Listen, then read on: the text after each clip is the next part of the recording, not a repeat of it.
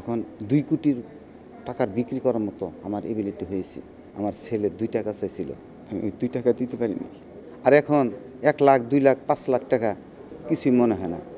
একটি মাত্র ঢালে দিয়ে আজকে আমি ৪০ একর জায়গার মধ্যে বাগান করছি।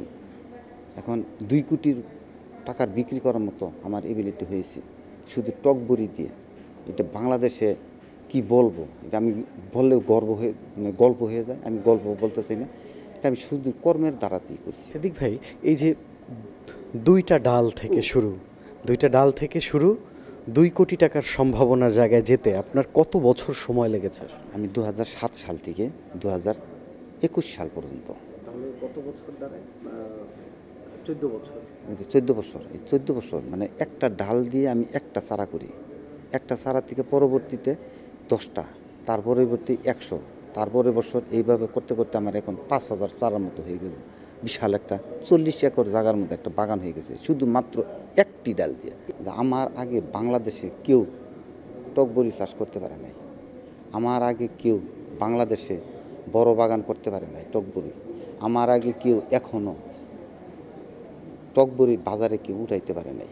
আমি যখন বিদেশ যাওয়ার জন্য হোঁচট খেয়েছিলাম, তখন আমার কাছে আমার ছেলে ২ টাকা চাইছিল। এই কথাটা এখনও মনে হলে আমি টিকে থাকতে পারি না। আমি ওই ২ টাকা দিতে পারিনি। তারপর সে চিন্তা চেতনা নিয়ে কৃষিতে আসছি। ওয়ালটন ফ্রিজ কিনে অনেকের মতো আপনিও হয়ে যেতে পারেন মিলেনিয়াল। সেরা পণ্যের সেরা অফার।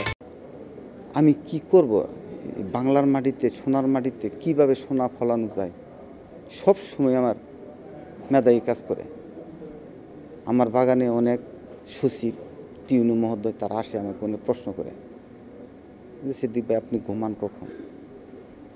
আমি বলি যে মানুষ নেশাই করে, কেউ সুনেশা, কেউ কুনেশা। আমি স্যার কখন ঘুমাই আর কখন জাগনা থাকি আমি জানতে পারি না। কথাই আছে যে আমাকে শিক্ষিত একটা নারী দেন, আমি শিক্ষিত জাতি দেব। আবার আমার কথা হলো ভালো জাতের একটা ডাল, ভালো জাত একটা আগামত নাবি একটা ডাল হলে আমি ওই জাতের একটা মানে বাগানি করে দিতে পারবো। এই চিন্তা আমার চেতনা আছে যে কোনো সময়। আপনি একটা খুব, আপনার চোখটা ভিজে আসছিল একটা কথা বলতে গিয়ে, যে আপনার ছেলে হচ্ছে আপনার কাছে ২ টাকা চেয়েছিল এক সময়, আপনি দিতে পারেননি। সেই যে না দেওয়ার অপ্রাপ্তি, না দেওয়ার খারাপ লাগা আপনার চোখে ছিল আজকে। কিন্তু আপনার ছেলেই কিন্তু আমার সামনে দাঁড়ানো, বোধহয় আমি যদি ভুল না করি, তার হাতে হচ্ছে আইফোন। আপনি একটু চলে আসেন না এখানে। এখন সন্তানের চাওয়া পাওয়াগুলো যে পূরণ করতে পারেন, এইটা কতটা বেশি আনন্দ দেয় একজন বাবা হিসেবে? আসলেই কথাটা বলছেন বাস্তব। আমার ভালো লাগে, আমি সবসময় সততার পথে থেকে ভালো কাজ করে এগিয়ে যাই। একসময় ২ টাকা দিতে পারি নাই, কি কষ্ট হয়েছে সেটা আমি বাসাতে বলতে পারবো না। আর এখন ১ লাখ, ২ লাখ, ৫ লাখ টাকা কিছুই মনে হয় না। তবে একটা জিনিস কি, ব্যর্থতাই সফলতা। ব্যর্থ না হলে মানুষ কিছু শিখে না। আজকে যদি ওইখানে এত বড় হোঁচট না খাইতাম, তাহলে আমি এত দূর পর্যন্ত যাইতাম না।